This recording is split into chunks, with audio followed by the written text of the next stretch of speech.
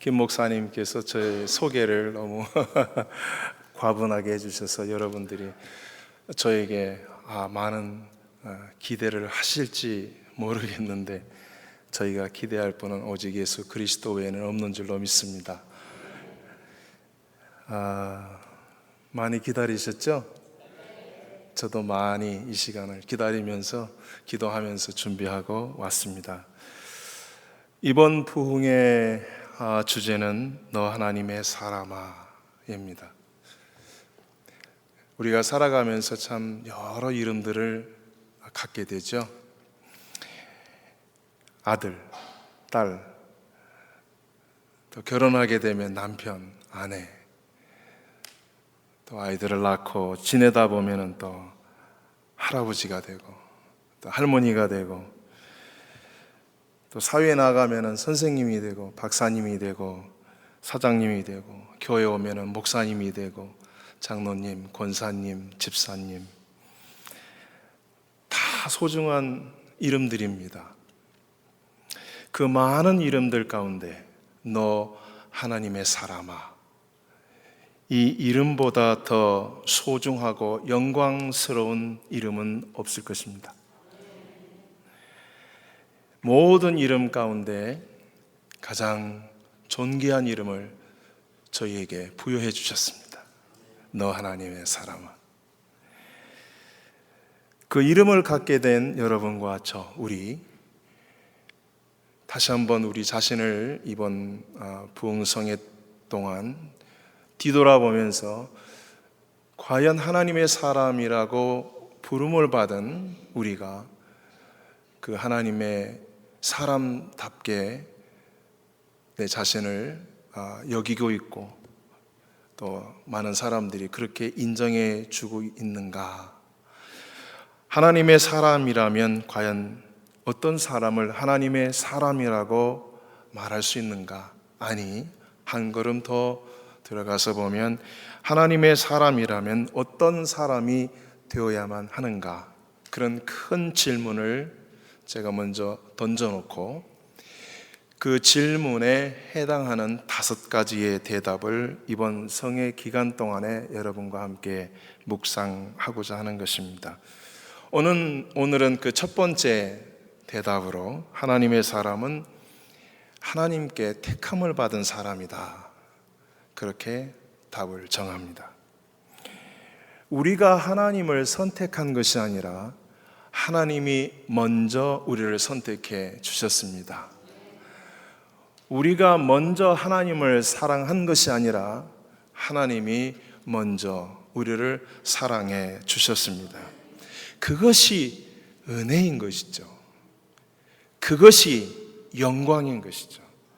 우리가 누구간데 하나님께 그 존귀한 이름을 받을 수 있습니까? 너 하나님의 사람아. 이 이름은 사람들이 준 게 아니에요. 하나님 만군의 전능하신 여호와 하나님께서 너 하나님의 사람아 하면서 우리에게 그 보배롭고 존귀한 이름을 주셨어요. 우리가 그런 사람이 된 거예요. 그래서 저는 오늘 첫 시간에 그러한 택함을 받은 그러한 주제를 가지고 오늘 저녁 은혜를 받고자 합니다. 저는 개인적으로 택함이라는 이 단어를 들을 때마다 또 만날 때마다 저 나름대로 아주 감격하는 그러한 일들이 많습니다. 저는 불교 집안에서 태어났습니다. 그것도 아주 덕실한 불교, 그냥 불교가 아니고 아주 정말 보살이 나올 정도의 그런 불교 집안에서 태어났는데요. 제 위로 누님만 8명이 있습니다. 저희 아버님이 독자이셨기 때문에 그 양씨 가문이 끊어질까 봐 어머님께 중대한 하명을 하셨던 것이죠. 나는 아들이 필요하오. 어머님이 걱정하들 마세요 했는데 8명을 딸만 낳으셨어요. 아버님이 중단 없는 전쟁을 하신 끝에 저를 나셨는데, 그날이 아버님 환갑 잔칫날이라 제 이름이 양한갑이 된 겁니다. 진짜입니다.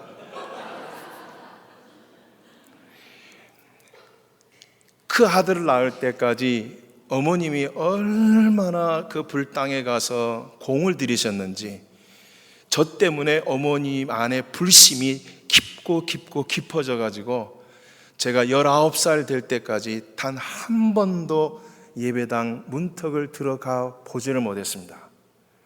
그렇게 되면 집안이 망한다고, 한 지붕 밑에 두 신이 믿으면 신끼리 붙어서 되는 일이 없다고, 너는 절대로, 가까이에 교회들이 있었거든요. 성탄절이 되면 그 옛날에는 왜 그렇게 한방 눈이 많이 내렸는지, 장독간에도 가득 그 이쁜 송이 꽃송이 그것들이 쌓았는데, 옆에서 꼭 그 성탄절이 되면은 요셉 마리아 연습들 하는데 그게 얼마나 부러웠는지요. 19살 될 때까지 그 예배당을 한 번도 가보지 못한 사람인데, 고등학교 3학년 때 친구의 전도를 받아서 교회를 가게 됐어요. 저는 그때 택함이라는 거, 하나님이 그 불교 가정에서 뽑아서 나를 하나님 자녀 삼아주셨다고 하는 거, 그것만 생각하면 항상 그 택함을 받았다, 이것은 제게 아주 색다른 감격이고 흥분이에요. 불러주신 것도 감사한데, 또 하나님께서 나 같은 자를 또 목회자로 삼아주시고 선교사까지 삼아주셨으니, 하나님이 끊임없이 불러주시고 택하여 주신 그 은혜가, 그 영광이 얼마나 한없는지요. 그래서 저는 오늘 조금 더 제 개인적인 간증을 여러분에게 드리고 싶습니다. 우리 김 목사님이 말씀한 대로 1986년도에 인천 송도에 교회를 개척을 했습니다. 말 그대로 정말 생 개척을 했습니다. 집사람 혼자 놓고 설교를 2달을 했습니다. 집사람이 피아노 전공자인데요, 그 옛날에는 꼭 강대상에 종이 있었습니다. 조그만한 종이. 그걸 잡아 당기면 땡그랑 땡그랑 땡그랑, 다 같이 묵도하심으로 오늘 주일 예배 하나님 앞에 드리겠습니다. 성도는 아무도 없는데 갖출 것은 다 갖췄었어요. 그러면 집사람 옆에서 피아노 앉아서 이제 띵동 띵동 합니다. 그리고 이제 찬송 다 끝나면은 한 사람이 앞에 딱 앉습니다. 제 아내입니다. 그 아내를 놓고 설교를 2달을 했습니다. 그런 생개척을 했습니다. 그때 김 목사님이 오셨던 거죠. 전도사님으로. 하나님께서 그 목회를 축복해 주셔서 교회를 건축하게 되었습니다. 그래서 하나님 앞에 처음 하나님의 성전을 짓는 막중한 일이니까, 돈 가지고 못 짓는 게 성전이잖아요. 말 그대로 거룩한 전을 짓는 거니까 먼저 하나님 앞에 헌신을 드려야 되겠다 생각돼요. 수원에 있는 칠보산 교도로 올라가서 하나님, 아름다운 전을 아버지 앞에 봉헌할 수 있도록 축복해 주십시오. 20일 금식 기도를 드리게 되었습니다. 그런데 10일째 되는 날 코피가 펑 하고 터지는데요, 저는 처음에는 대수롭지 않은 코피라고 생각했어요. 솜을 막습니다. 왼쪽으로 흘러내리는데 왼쪽도 막습니다. 남산 2호 터널 막듯이 그냥 막 쏟아지는데요, 이 두 코를 막아 놓으니까 피가 지혈이 안 되니까 뒤로 이 핏덩이가 넘어갑니다. 선지덩어리 같은 게 꿀꺽꿀꺽 넘어갑니다. 그걸 이틀 동안을, 지혈이 안 된 상태로 이틀 동안 하다 보니까 죽을 것 같은 생각이 들더라고요. 이러다 내 죽겠구나, 교회도 못 짓고 내가 이 산에서 죽겠구나, 이게 피를 토하니까요 죽겠구나 하는 생각이 들더라고요. 그래서 하나님 앞에, 하나님, 이거 하나님께서 막아주시는 듯합니다. 20일이 아니라 그냥 10일로 그냥 응답 주시는 줄 믿고 내려가겠습니다. 집에 전화했어요. 아내한테. 이만 하여 금식을 중단하고 내려갈 것이니 나를 와서 좀 데려가라고, 교회 차로. 금세 왔어요. 제 아내가 하는 말이, 여보, 강단에서 목회자가 교회 성전 짓는 마음으로 20일을 하나님 앞에 드리겠다고 올라가서 온 교인이 지금 합심하여 철야 기도까지 하고 있는데 다른 이유도 아니고 목회자가 코피 터져서 금식을 중단한다고 하면 집사님들은 몰라도 이 평신도들이 시험 받아요. 안 돼요. 갑자기 초신자들이 시험을 받는다라고 하는 말에 정신이 번쩍 나는 거예요. 약해졌던 마음이 갑자기 번쩍 나는 거예요. 여보, 맞다. 미안해. 그래서 다시 제가 20일 금식 기도로 다시 리턴하게 됩니다. 코피가 싹 묻더라고요. 원장 목사님이 안수기 드려지는데 정말 꾹꾹 눌러서 해주시는 거예요. 옛날 기도원 원장님 얼마나 안수기도를 세게 하십니까? 있죠? 머리에다 살짝 안 하고 위에서 찍어 누르잖아요. 주여! 미칩니다. 들어갔다 나오면 이거 몇 번 눌러주시니까 이 코피가 딱 멎어버린 거예요. 그런데 14일째 되는 날 하나님의 음성이 제게 임하였습니다. 저는 신비주의자가 아니에요. 근데 제 생애에 정말 그 신비한 음성을 제가 몇 번 듣게 되는데 그것이 첫 번 음성이었어요. 똑똑하게 들었어요. 나는 너를 통해서 이 교회를 짓지 않겠다. 그리고 이 금식 기도가 끝난 이후에 나는 너를 이방의 나라에 보내리라. 선교사 소명이 떨어지는 거예요. 저는 지금 갈 교회가 없어서 하나님 좋은 교회 좀 주세요 하고 지금 기도원에 가서 지금 엎드려 기도하는 목회자가 아니라 아름다운 목회를 주셔서 지금 아름다운 성전을 짓기 위해서 그 앞에 있는 목회자인데 그 성전을 못 짓게 하고 가라는 거예요. 이방의 나라로 가라는 거예요. 순종을 할 수가 없었어요. 그때부터 아무것도 못했어요. 기도도 안 되고 찬송도 안 되고 예배당에 가서 예배를 드려도 다 안 들리는 거예요. 결국 제가 그 음성을 의심하게 됐어요. 하나님께 증거를 보여달라고 기도했어요. 하나님, 사탄이 교회 건축을 방해하기 위해서 제 귀에 그런 말을 할 수도 있잖아요. 그러니 그 음성이 정말 당신의 음성이었다고 한다면 그 증거를 보여주시면 그 말씀대로 순종하여 제가 교회 건축을 지휘하지 아니하고 선교사로 드리겠습니다. 증거를 보여주십시오. 그랬어요. 그리고 몇 시간 후에 금식관에서 밖을 미꾸러미 보고 있는데 바람에 떨어지는 낙엽 한 잎을 보았어요. 툭 하고 땅바닥에 떨어졌어요. 하나님, 이겁니다. 증거를 보여주십시오. 바람에 떨어진 저 낙엽이 스스로 다시 떨어졌던 나무 가지 위로 올라가 붙으면 제가 순종하겠습니다. 제가 제시한 이 얘기였지만은 있을 수도 일어날 수도 없는 그런 조건이었어요. 그런데 이 낙엽이 움직이면서 올라가는 거예요. 공중으로 부양을 하는 거예요. 제가 얼마나 놀랐겠어요. 내가 헛것을 보나? 뛰어갔어요. 가까이 가서 이게 무슨 일인가, 정말 제 눈앞에서 흔들리면서 낙엽 하나가 천천히 올라가고 있었습니다. 가만히 보니까 거미 한 마리가 붙어 있는 거예요. 거미 한 마리가.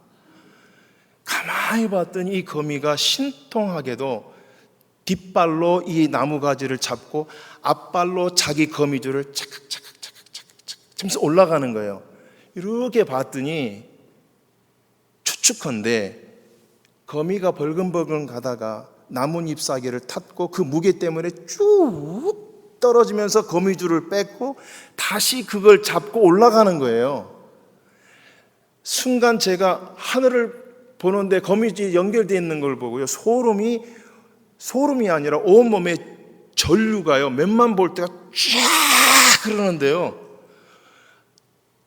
거룩함, holy, holy, holy.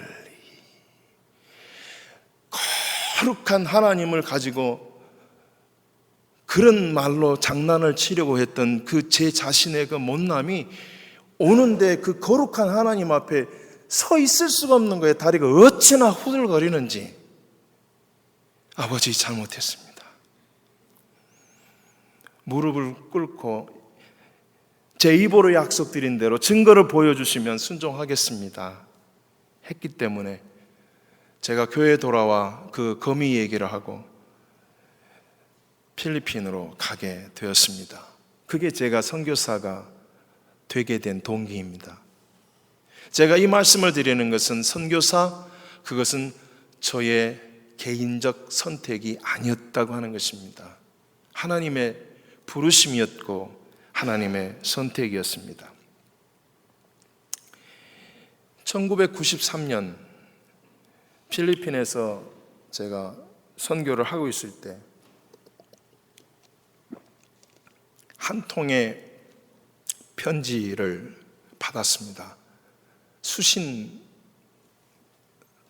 발신한 그 봉투에는 교회 이름이 또박또박 인쇄가 잘 되어 있었습니다. 부산 상해교회 담임 목사 천대성.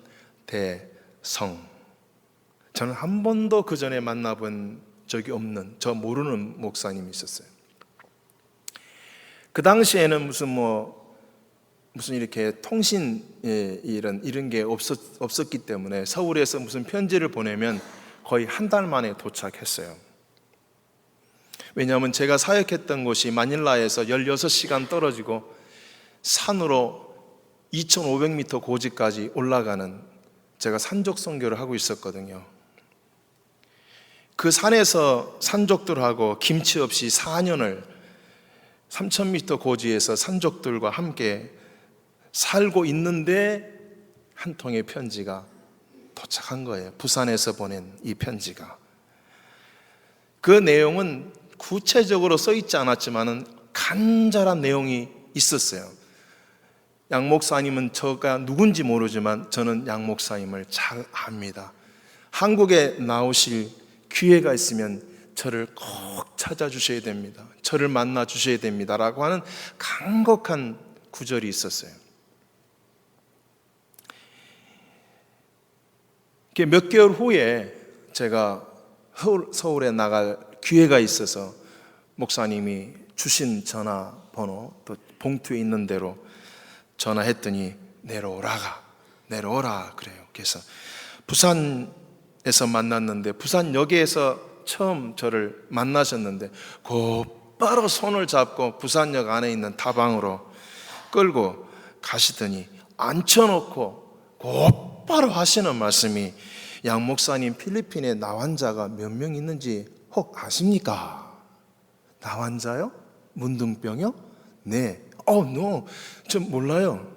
몇 명 있는지 모릅니다. 그랬더니 30만 명이 있습니다. 아, 예. 그거 많은 겁니다. 그래요. 안 놀래니까 그분이 놀래라고, 그거 많은 겁니다. 그래요. 근데 전혀 저는 어떤 사전 지혜가 없으니까, 아, 예. 그런 거죠. 그렇게 많은 나환자가 필리핀에 있는데 또 많은 한국 선교사님들이 있는데 우리 나환자 형제들을 위해서 선교하는 선교사가 없습니다. 그리하여 부탁하니 목사님, 우리 나환자들 좀 품어주세요. 부탁해요. 나병 선교 좀 시작해 주세요. 나병? 문둥병? 전염병? 불치병? no! 갑자기 그 배너에서 그 엄마 누이가 그 동굴 속에 나병에 걸려서 막 천으로 둘러감고 갑자기 그 엄마 누나의 모습이 지나가더니 그 얼굴이 제 아내와 제 딸 얼굴로 변형이 되는데, 내가 이거 나병 선교했다가는 우리 마누라 애들까지 다 나환자 되겠다. 갑자기 소름 끼치는 두려움이 오는 거예요. no! 목사님 못합니다. 설득을 하는 거예요. 왜 설득을 하는 거 아니? 그 당시에 국민일보에 제 산적 선교가 연재가 되고 있었어요. 근데 이 천 목사님이 그 국민일보의 제 선교 이야기를 읽고 계시다가 무릎을 치시면서 이 사람이다. 이 사람이라면 우리 나환자를 품어줄 수 있겠다. 확신이 확 온 거예요. 아멘. 그래서 연락하신 거라. 이게 자기 확신이, 자기 믿음이 틀릴 리가 없다는 거예요. 계속 설득을 하는 거예요. 저는 끝까지 노했어요. 제가 고집이 세서가 아니라 나병에 대한 두려움이 너무 컸기 때문에 끝까지 노할 수밖에 없었어요. 결국 천 목사님께서 포기하시겠다고 하시더라고요. 허허허 웃으시면서, 내 성씨가 천씨요. 이 천씨 고집도 참, 그런데 양씨 고집도 참 대단하오 이래요.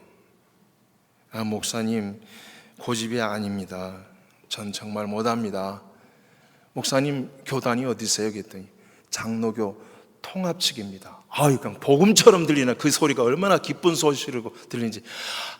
목사님, 저는 기독교 대한성결교 교단 선교사로서 교단에서 저를 장로교 통합 측 선교를 같이 병행하라고 허락하실 리가 없습니다. 저는 하고 싶어도 교단 선교사라 기성에서 허락하실 리가 없을 겁니다. 천 목사님 말씀, 목사님, 선교지에도 교단이 있었습니까? 그 말에 그냥 정신이 다시 번쩍. 제 말씀은요, 제가 교단을 생각했다면 내 어찌 목사님에게 이 선교를 부탁하겠습니까? 장로교 목사한테 부탁하지. 선교지의 교단은 없다고 저는 믿습니다. 거기에 오직 예수만 있는 거 아닙니까? 왜 목사님이 나한테 장로교고 당신이 선결교라고 얘기합니까? 우리는 주의 종들 아닙니까? 예, 목사님 죄송합니다. 제가 말을 실수했습니다. 그러니 부탁 하나 합시다. 양 목사님, 오늘 깨끗이 나병 선교 해달라는 얘기 접겠소이다면 접겠습니다. 대신 내 부탁은 내일 우리 교회 와서 새벽 예배 설교 한번 해주고 가세요. 65세 된 머리가 하얀 그 당시에 교단을 떠나서 대선배 되시는 그 목사님의 그 부탁까지 제가 거절한다는 것은 예의가 아니라고 생각해서, 예, 목사님, 그건 제가 순종하겠습니다. 그래서 제가 부산 상해교회 새벽 예배 앞에 서게 되었던 것입니다. 상해교회는 부산 남구 용호동에 있습니다. 한센인 정착촌이고, 그 당시에 그 남구 용호동 그 한센 상해원 마을에는 3,000명의 한센 나환자 가족들이 거주하고 있었습니다. 그리고 상해교회는 1,500명 주일 출석이 있는 큰 교회였습니다. 새벽 예배를 위해서 강단에 딱 서니까 한 300명 정도 성도님들이 오셨는데, 방석을 바둑판 위에다가 올려놓은 것 같이 반듯하게 이리 봐도 일자고 저리 봐도 일자, 군대식으로 탁 돌렸는데 그 방석 위에 다 무릎을 꿇고 흔들리는 사람 없이 꼿꼿하게 앉아서 예배를 드리시는 거예요. 저는 생애에 처음으로 그분들을 대면하는 자리였어요. 잡지나 영화나 그런 데서 제가 나병 환자들을 보았지 제가 직접 본 건 그때가 처음이었거든요. 정말 자세히 보니 손가락도 없고 코 없는 분들도 많고, 그런데 그분들이 찬송을 하시는 모습이 새벽인데도 얼마나 뜨겁고 열정적으로 간절히 신실하게 부르시는지, 그분들의 찬양하는 모습이 갑자기 가슴 안으로 감동과 어떤 그 말할 수 없는 그 느낌, 그게 확 몰려오는데 얼마나 은혜가 되는지요. 은혜가 되니까 너무너무 부끄러운 거예요. 제 모습이, 내 모습이. 왜 그랬냐면 제가 강단에 쓰면서 마음속으로 그 생각이, 새벽 기도란 그저 10분짜리, 얼마나 건방진 얘기죠. 10분짜리 15분짜리 설교 딱 하면 이제 끝나는 얘기야. 이 얘기는 이제 나병선교하고 나하고는 영원히 빠이빠이가 되니까 목사한테 10분 설교야 이 생각하고 갔는데, 이 생각이 나한테 뒤통수를 치면서 얼마나 나를 부끄럽게, 그 생각 자체를 가진 나 자신이 이분들 앞에서 얼마나 참 못난 놈인지 너무너무 부끄러운 거예요. 그런 마음으로 강단에 서게 되니까 15분이 아니라 시간이 계속 가는데 가는 줄도 몰랐어요. 40분 이상 설교가 된 거예요. 아멘 하지 마세요. 목사가 설교할 때 아멘 소리를 많이 하면 시간 가는 줄을 몰라요. 이분들이 계속 아멘 아멘 하니까 내가 얼마나 설교를 오래 하고 있는지를 내가 잊어버린 거예요. 계속 은혜를 사모하는 분들이니까 아무것도 아닌 대목에서도 아멘 아멘 아멘 하니까 완전히 그냥 브레이크 없는 설교를 하다 간 거예요. 갑자기 정신이 번쩍 나는 거예요. 내가 지금 뭐 하고 있나 막. 시계를 보니까 40분 계속 그냥 주섬주섬 묶어가지고 결론을 내렸어요. 천 목사님께서 나오셔서 하시는 말씀이, 오늘 생각지 않게 참 우리에게 큰 은혜가 임했습니다. 그래서 제가 오늘은 특별히 주기도문 대신에 우리 양 목사님의 선교를 축복하는 마음으로 축도하겠습니다.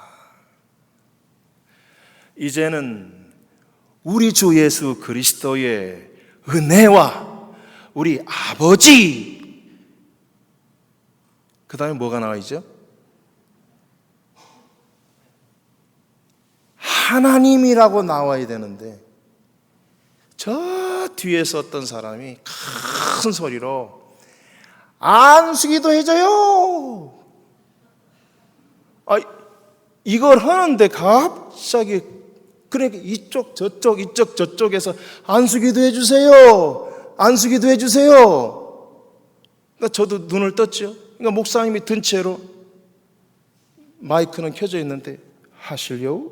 이러는 거예요, 저를 보고. 그래서 내가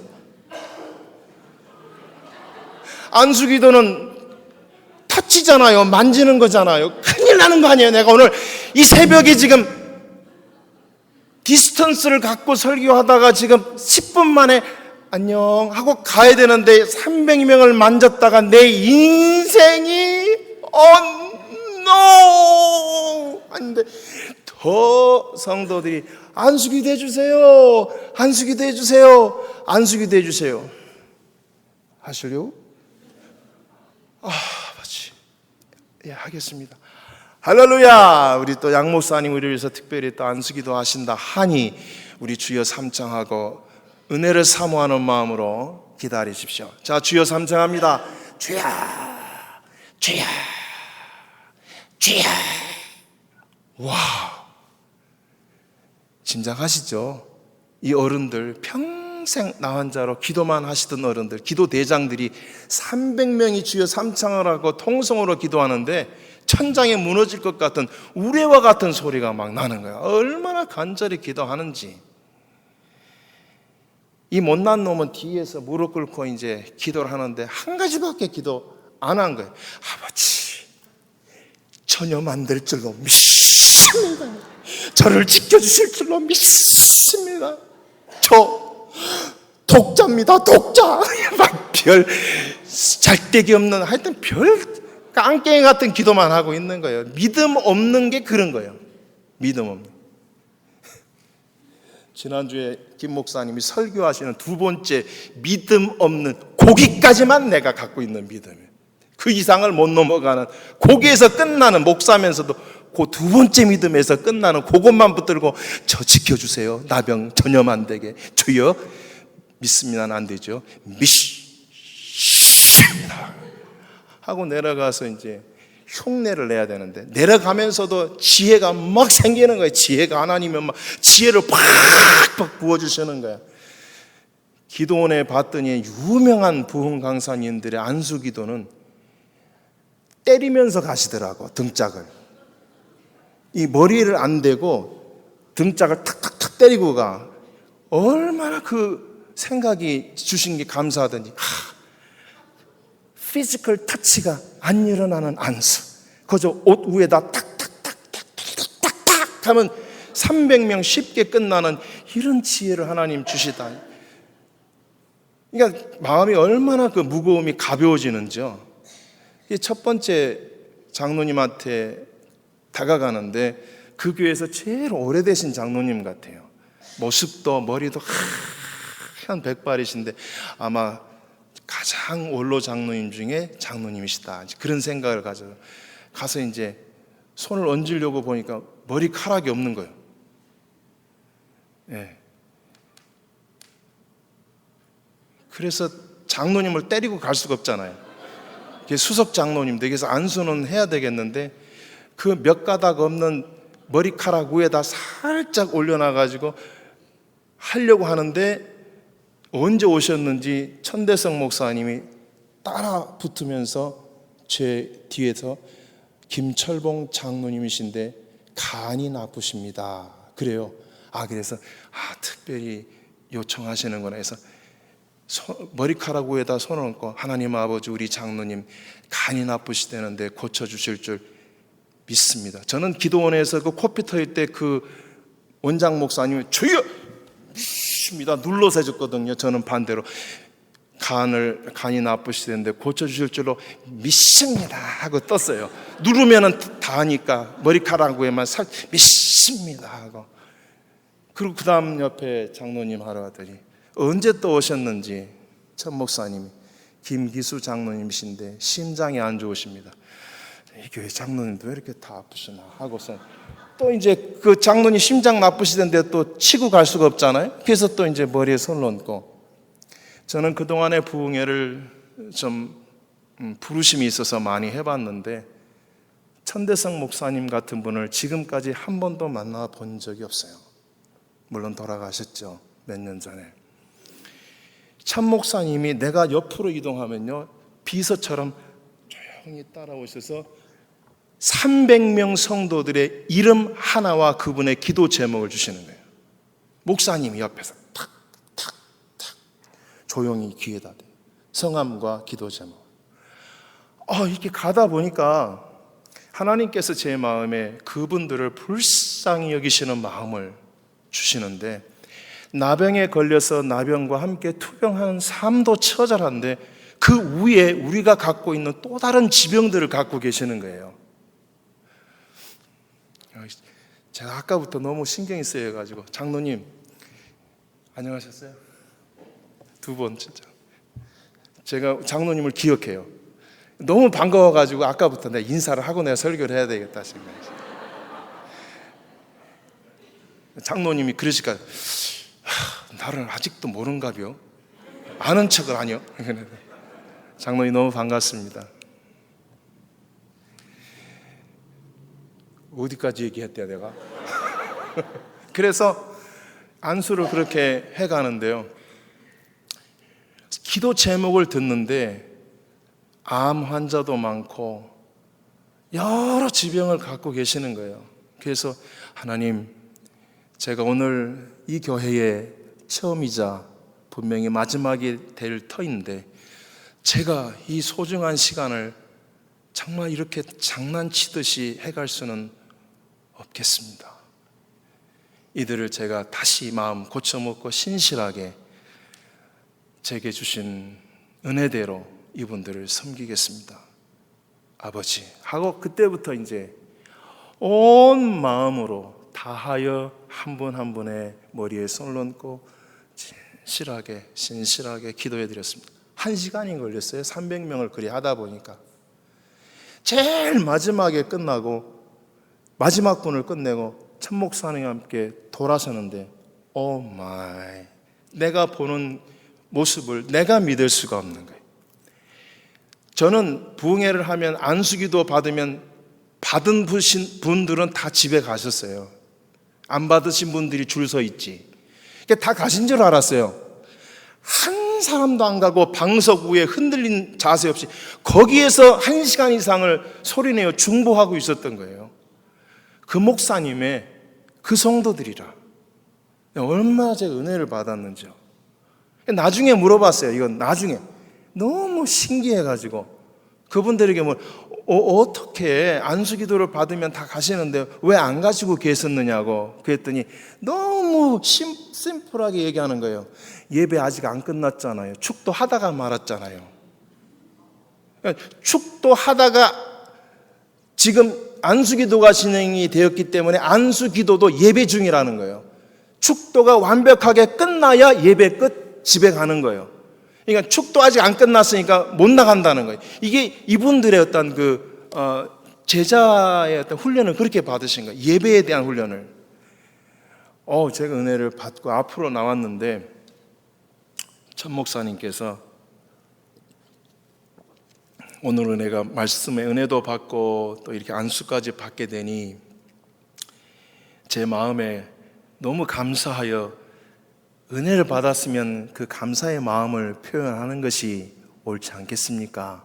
네, 압니다. 이거 갑자기 부흥의 새벽 예배도 아니고 그렇지만 우리의 마음을 하나님 앞에 표현했으면 좋겠습니다.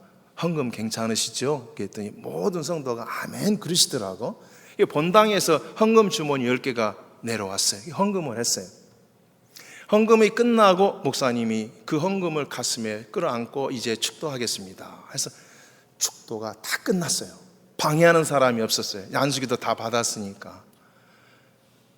그리고 이제 다 인사하고 가시는데 두 분 장로님이 이 헌금 주머니 10개, 5개를 끌어안고 저희 두 목사에게 와서 하시는 말씀이 목사님, 그 당시에 그 남구 용호동 그 상해원 마을은 닭을 키우신 분들이 거의 70%였어요. 양돈, 양개. 남한자촌에는 그 닭을 많이 키워요. 돼지를 많이 키우고. 두 분 장로님이 오늘 예상치 않게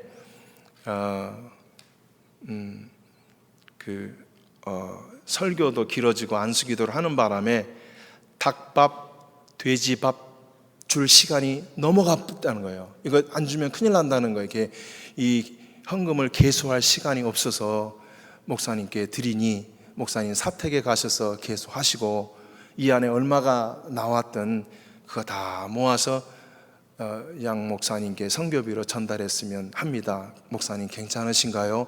목사님, 아이고 감사합니다. 네, 그리하겠습니다. 장로님들 걱정 마시고 가세요.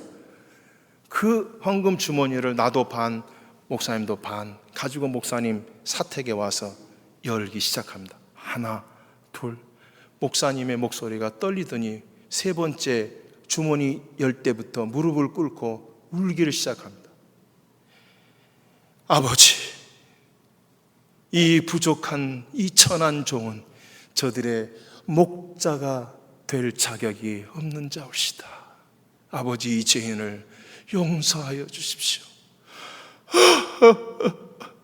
하면서 우시는 거예요. 도대체 헌금 주머니에서 무엇이 쏟아져 나왔기에 이 노종의 목사님 무릎을 꿇으시며 회개하시며 눈물을 흘리게 했을까요? 현금 수표들이 쏟아져 나왔는데 그때 돈으로 320만 원이 나왔어요. 그 당시 320만 원 굉장히 컸습니다. 27년 전 일이니까요. 그 당시에는 집에 금고가 없는 시절이라 어르신들이 이 큰 돈을 다 몸빼속 속옷 속에 넣고 다니신 거예요. 그게 다 나온 거예요. 내가 설교에 뭐 헌금 얘기한 적도 없고, 헌금할 때 담임 목사님이 헌금하라고 한 적도 없고, 오히려 준비 안 되셨으니까, 안 되신 분들 괜찮으니까 그냥 우리의 마음을 아버지 앞에 표현하는 것입니다 하고 헌금 강요를 한 적도 없어요. 근데 다 나왔어요. 몸에 지니고 있는 귀걸이, 옥반지, 금반지, 은반지 뭐 할 거 없이 그냥 다 놓았어요. 얼마나 많이 나왔느냐면은 삼양라면 박스로 가득 채웠는데 사모님한테 목사님이 그 박스 하나 더 있나요? 예, 얼른 가져오세요. 그게 두 번째 박스가 채워질 정도로 나온 거예요. 돈과 보석이 나와서 목사님이 무릎을 꿇으셨을까요? 아니었어요. 약병이 쏟아져 나오는데요, 너무 많은 약봉지가 나오는 거예요. 약봉지가 나오는 거예요. 목사님이 무릎을 꿇고 회개하셨던 것은 그 교회에 오신 지 20년이 넘어가시는데 그동안에 숱한 추계, 춘계, 여름, 겨울 부흥회 했었지만은 우리 어르신들이 애들 장난도 아니고 헌금 주머니에다가 헌금이 아니고 약병 넣은 건 단 한 번도 20년 동안 본 적이 없다는 거예요. 왜 이분들이 이렇게 약병을 넣는지도 모르겠다 하시는 게 더 기가 막힌 것은, 약은 말 그대로 집에 식탁 위에 올려놓고 아침 저녁으로 하나씩 드시는 게 약이잖아요. 그런데 그것도 새벽 예배에 나오는데 어른들의 몸속에서 쏟아져 나오는 약이 그렇게 많으니까 목사님의 생각이, 우리 어른들이, 우리 성도들이 이렇게 고통스럽게 투병하고 있는지, 새벽 예배를 나오면서도 그 약병을 몸에 함께 지니고 다녀야 할 만큼 투병하고 있는지를 몰랐으니 내 어찌 저들의 목자라 하겠습니까?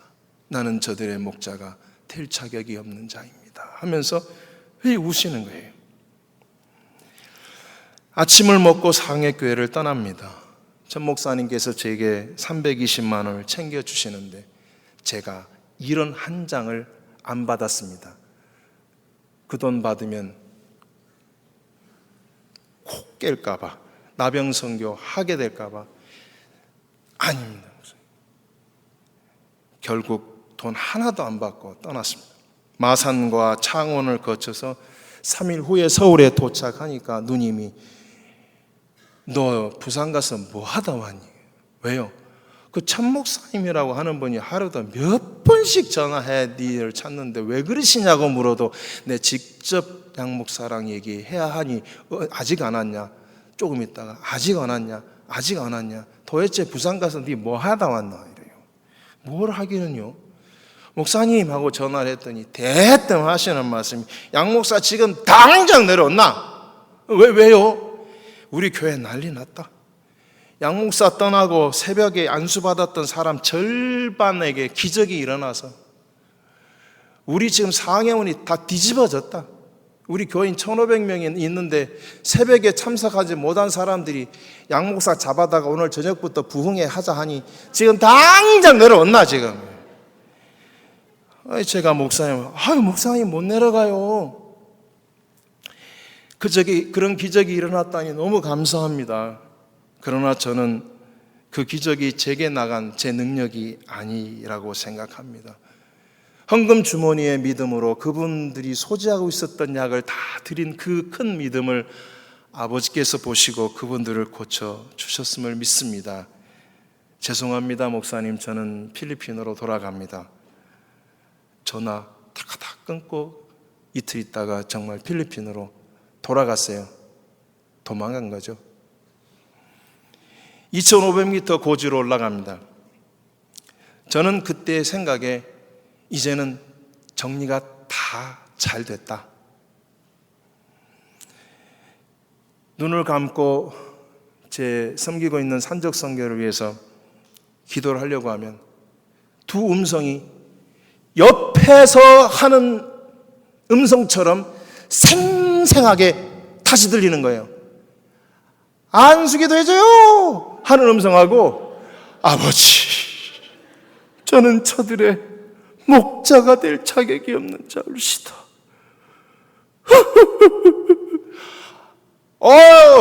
너 눈 뜨고 그냥 아버지, 한참 있다가 내 스스로 잊어버려가지고 또 눈 감고 기도하려면 안수기도 해줘요.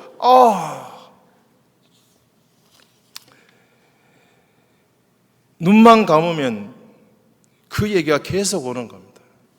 저는 요나처럼 말 그대로 바다를 넘어 그 높은 고지 산꼭대기까지 깊이 들어가 있어서 아무도 이제 나를 나병성교를 끌어내릴 수 없다고 생각했는데, 하나님은 끝까지 저를 추격해서 오셔서 그 두 음성으로 저에게 항복을 받아내셨던 겁니다. 너무 힘들어서 그 소리가.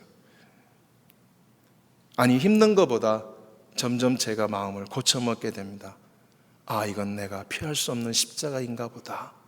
그러니 이 음성을 이리도 주시지. 목사님께 전화를 했습니다. 편지를 했습니다. 그땐 전화가 없었으니까. 걔 부산으로 찾아뵙겠습니다. 걔 갔습니다. 부흥회를 인도했습니다. 마지막 날입니다. 목사님께서 광고 시간에 설교를 다 마지막 마치고 났는데 성도들 앞에서 이리 말씀하십니다. 목사님, 이제 우리 교우들 앞에서 직접 말씀해 주십시오. 필리핀에 있는 우리와 같은 나 환자, 한센인들을 섬겨주시겠습니까? 네, 섬기겠습니다. 여러분 들으셨죠? 아멘! 성도들이 박수를 쳐줍니다. 목사님이 두 손을 펴시고 성도들에게 이제 우리 차례입니다.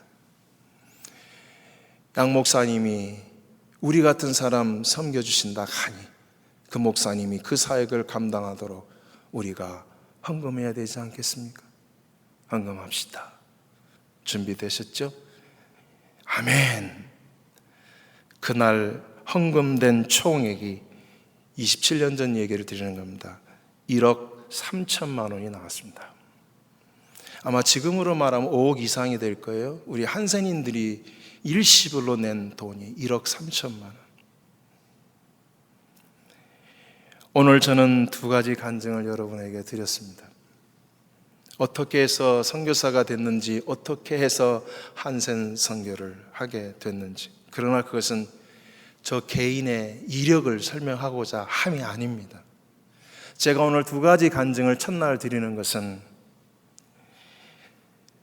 선교사가 된 것도, 한센 선교를 맡게 된 것도 내 선택, 내 결정이 아니었다라고 말씀을 드리고 싶어서였습니다.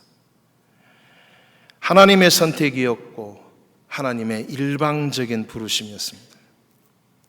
그러한 하나님의 부르심과 또 하나님의 선택하심이 어찌 비단 저에게만 적용되겠습니까? 오늘 이 밤에 우리 모두가 이 거룩한 전에 나와 하나님 앞에 예배하는 이 자체가 하나님의 부르심과 하나님의 선택하심이 없었다면 우리는 여기까지 나올 수 없습니다. 그래서 우리가 지금 이 자리에 있는 이것이 은혜이고 이것이 영광입니다. 오늘 본문은 이렇게 말씀합니다. 야곱아, 너를 창조하신 여호와께서 지금 말씀하시느니라. 이스라엘아, 너를 지으신 이가 말씀하시느니라. 너는 두려워 말라.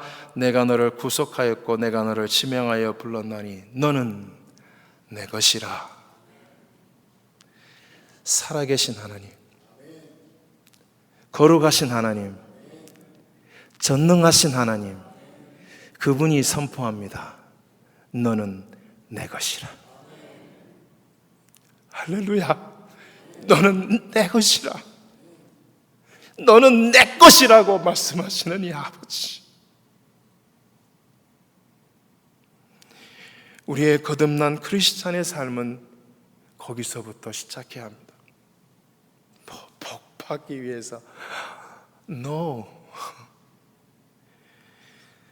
뭐 살아가면서 뭐 종교 하나는 믿어야 되는데 이면 오니까 뭐 다 니도 나도 뭐 교회 나가대 뭐 그래 뭐 덜레덜레 따라오다 보니 여기까지 왔네. 아니잖아요. 그거 아니잖아요. 그거 진짜 아니잖아요. 하나님이 우리를 부르셨잖아요. 하나님이 우리를 지으셨잖아요. 하나님이 너는 내 것이라 말씀하시잖아요. 그렇다면 내 재물도 아버지 것이죠. 내 시간도 아버지 것이죠. 내 생명도 아버지 것이죠. 그래, 하나님이 다 내 것이라고 해서 뺏어갔다가 해봅시다. 그래, 우리가 손해본 거 있어요? 우리는 더 좋은 것 얻었잖아요.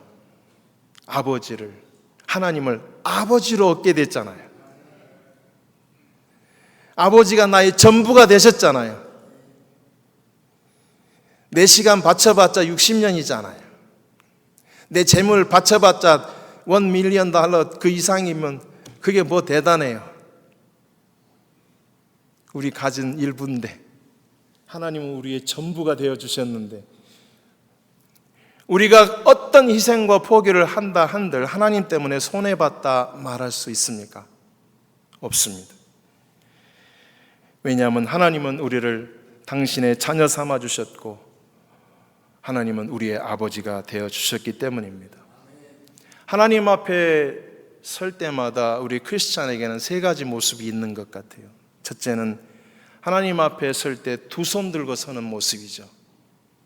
이것은 찬양하는 모습이고 예배하는 모습이고 감사와 존귀와 영광을 돌리는 모습이에요. 두 번째 모습은 하나님으로부터 등을 돌리는 모습이에요. 시험에 빠졌을 때 모습이죠.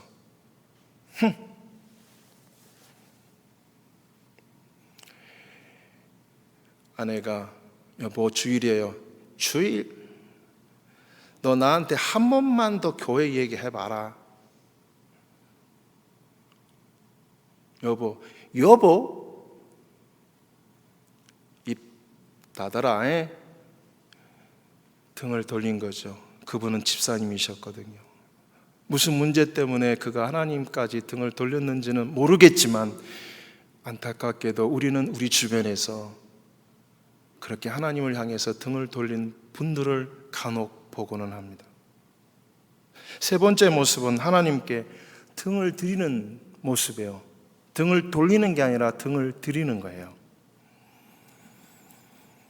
사실 저는 아까도 말씀드린 대로 하나님의 그 부르심과 선택함을 받아서 선교사가 되라, 한센 선교하라 했을 때 교회 짓는 것에 대한 집착과 한센병에 대한 무서운 두려움 때문에 저는 2번이나 등을 돌리려고 했었어요. No! 그런데 하나님이 내 어깨를 잡아주시며 틀어주시더라고요. 할렐루야. 등 돌리지 말라고.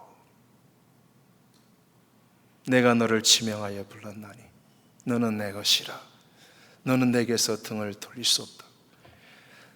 다시 등을 돌려 그 먼 산꼭대기까지 추격하여 오셔서 안수기 더해져요.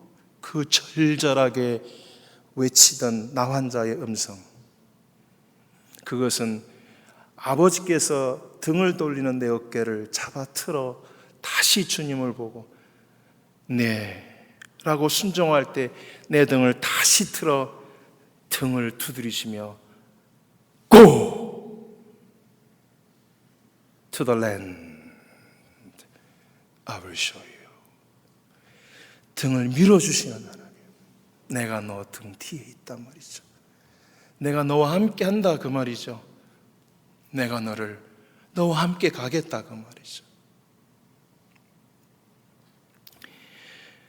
선교사가 되도록 산에서 생각지 못한 거미까지 동원하시고 그 산꼭대기, 필리핀 산꼭대기에서는 그 애절한 음성까지 동원하셨던 하나님, 결론은 결국 하나님은 저로 하여금 당신께서 정해 놓으신 그 길로 가도록 할렐루야 이끄셨던 것이죠. 어찌 그것이 저에게만이냐 그 말이에요. 사랑하는 성도 여러분, 하나님의 은혜가 아니었으면 여러분과 나 여기까지 못 왔어요. 저는 이번 부흥의 말씀을 준비하면서 수백 번 들은 것 같아. 이 한 찬송 하나만 들으면서 했어요. 은혜 아니면 살아갈 수 없네. 호흡마저도 다 주의 것. 세상 평안 위로 내게 없어도 예수, 오직 예수뿐이래. 은혜 아니면 살아갈 수가 없네. 호흡마저도 다 주의 것이니 세상 평안과 위로 내게 없어도 예수, 오직 예수뿐이네. 수백 번 불렀네요. 이 말씀 준비하면서. 그렇습니다. 주님, 제게는 주님밖에 없습니다. 사랑하는 성도 여러분, 우리를 지으신 분 하나님이십니다. 우리를 택하여 부르신 분 하나님이십니다. 우리를 사랑하시는 분 하나님이십니다. 우리를 구속하시고 구원하신 분 하나님이십니다. 오늘도 우리를 강한 손으로 붙잡아 주시는 분 하나님이십니다. 오늘도 우리의 등을 두드려 주시며 등을 돌려 우리가 가야 할 곳을 향하여 걸어가도록 등을 두드리시며 밀어내어 주시고 그 길로 가도록 하시는 분 하나님이십니다. 우리를 향하여 너 하나님의 사람아, 그 존귀한 이름으로 불러주시는 분 우리 하나님이십니다. 그 한 분만으로 만족하십니까? 할렐루야. 하나님 한 분만으로 우리는 모든 것을 가졌고 소유한, 그래서 우리는 돈이 없어도 우리는 이렇게 말할 수 있습니다. 우리는 믿음의 부요한 자라고. 이미 천국을 가졌기 때문에. 그러므로 살아가다가 어떤 일을 만나도 하나님을 원망할 수 없고 그분께 불평할 수 없는 이유가 거기에 있는 거예요. 우리의 신앙은 거기서 출발해야 하는 거예요. 그래서 오늘은 부흥회를 이 말씀으로 열은 것입니다. 너는 내 것이라.